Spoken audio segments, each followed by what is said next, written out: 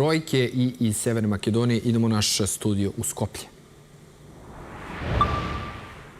Adriana, objavljeni su podaci o tome koliko je maloletnika zatražilo pomoć jer ima suicidalne misli. Ti podaci su zabrinuli i roditelje i zaposlene u prosveti, ali i druge stručnjake koji se bave psihičkim blagostanjem dece. Jedan pravovremen poziv SOS liniji, prva dečija ambasada u Svetu Međaši, može spasiti mlad život. Poražavajuće brojke pokazuje izveštaj za prošlu 2025. godinu. 19 dece i mladi prošle godine zatražilo je pomoć zbog samoubilačkih misli ili pokušaja samoubistva. Ukupno je registrovano 284 prijave, a najveći deo odnosi se na mentalno zdravlje dece. Sve više je prisutno i online nasilje koje trpe najmlađi. Danas razgovaramo sa direktorom Prva dečija ambasada Međaši o tome koliko je duboka kriza među mladima, da li institucije reaguju na vreme i kako prepoznati znake da jedno dete traži pomoć. Господине Змијанац, добро дојдовте во студиото на Newsmax Balkans. Ви благодарам за поканата. Вака за почеток, вие вчера презентиравте едно детално истражување, проект на кој што работите со години, вие како ВД директор на Меѓаши, организација која што првата детска амбасада во светот, организација која што постои од 1992 година, која што е силно втемелена во државата, организација која што е можеби најпочитувана. Спроведовте едно истражување, имате активен телефонски број преку кој што децата можат да ви се обратат за помош. Меѓутоа, последните податоци кои што ги објавивте за 2025 година се повеќе од алармантни. 284 дечиња се имаат обратено на вашиот телефонски број за помош. Тука пред се старосната структура, кој што успеав да видам, некако изразена и онаа структура од 9 до 12 години, со какви се проблеми се соочуваат дечињата. Затоа што согласно вашето истражување, бројките велат дека 1/3 од дечињата имаат анксиозност. Да, ви благодарам за најавата и представувањето.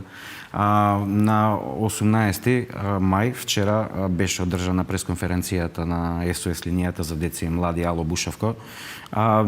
Идејата беше да ја одржиме на 18 од причина што 17 мај е меѓународен ден на SOS линиите. Тоа е еден сервис кој е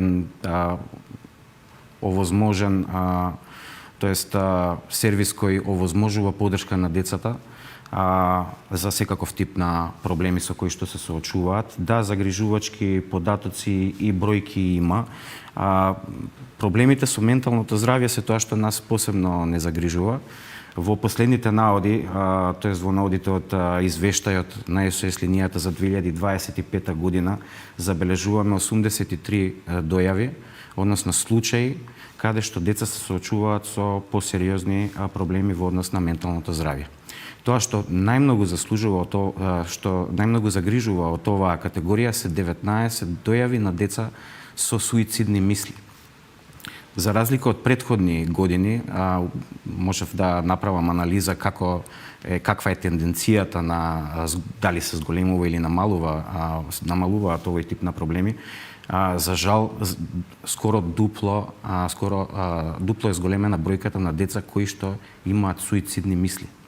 Што значи тоа? Значи, линијава, генерално на линиите во Македонија и во светот секаде, се јавуваат околу 10 до 20% од децата кои што се соочуваат со најразлични проблеми. Така да, ако ги земеме бројкиве во предвид и ако направиме една анализа, значи овие бројки се многу поголеми. Децата кои што се јавуваат на линијата најчесто не наидуваат на поддршка во неколку средини кои се основни за нив, а тоа е семејната средина, групата на врсници и училишната средина. За жал, истиот наод од извештајот ни укажува дека семејните односи со 64 дојави исто така се втор најголем проблем со кој што се соочуваат децата. Значи, кога имаме семејство кое треба да биде основен столб на поддршка на децата, каде што имаме втор најголем дел од проблемите од таму произлегуваат, тогаш веднаш ни дава на увид дека немаме поддршка доволна во семејството. Значи многу често се работи за семејни проблеми во однос на насилство, во однос на разводи, каде што се заборава да се даде просторот и вниманието на децата кои што го заслужуваат. И доколку понатаму во семејството не најдат на поддршка, потоа идат во училиште и во училиште немаат соодветен третман, простор за да го изразат своето мислење, своите дилеми и стравови во однос на состојбите со кои што се соочуваат, тогаш остануваат само врсниците. Меѓутоа многу често во денешно време и таму знае да се појават несоодветни услови, односно неприфаќање, навреди, врсничко насилство, дигитално насилство. Ова е трета категорија која исто така е застапена во нашиот извештај. Во компарација со меѓународните, тоа светски движења и SOS линии во однос на типологијата на проблеми за кои што се јавуваат децата, можам да кажам дека проблемите со менталното здравје на глобално ниво се проблем. Не е само Македонија исклучително во тој дел. Меѓутоа, втора, да речеме, најголема проблематика со која што се соочуваат децата е онлайн просторот. Кај нас, од нашиот извештај, 10% од сите дојави се поврзани и со онлайн насилство. Проблемот со онлайн насилството е тоа што е во подем. И во нашата земја очекуваме дека ќе има зголемен број на случаи кои што ќе се јавуваат поврзани со сајбер насилството. Работата и проблемот е што покрај редовните начини на насилство и злоупотреби кои ги има во животот на децата, како физичко насилство, психичко насилство, вербално насилство, дополнително се пренесува целото тоа насилство и во дигиталната средина. Вие соработувате со УНИЦЕФ од самиот почеток како постоите, соработувате и со сите амбасади во држава. Чисто преку компаративен метод со УНИЦЕФ, како стои, затоа што напоменавте дека тоа во глобални рамки, како стои Македонија во однос на остатокот од светот? Во однос на што по-конкретно како стоиме? Во однос на пријавувањето на самите дечиња, затоа што сепак психолошкиот момент на детето да крене телефон и да се јави, да пријави дека има некаков проблем е многу тешко. Меѓутоа сепак гледаме дека од година во година веќе бројкиве се, како што напоменав, повеќе од алармантни. Да, нашите бројки се повеќе од алармантни, меѓутоа и во светот исто така бројките во однос на менталното здравје се алармантни. Тоа што кај нас оваа година посебно не загрижува е, како што кажав, бројот на дојавувања на млади со суицидни мисли. Не ја знам праксата глобално, меѓутоа ова се сериозни проблеми со кои што се соочуваат децата. За да се стигне до една таква фаза, за такви мисли треба да биде еден поголем период детето изложено на посебни тешкоти со кои не може самото да се справи.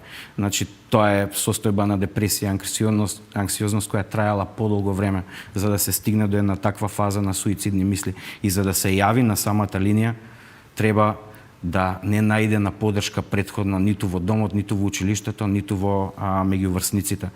Значи, тоа се трите столба кои треба да бидат поддршка за децата.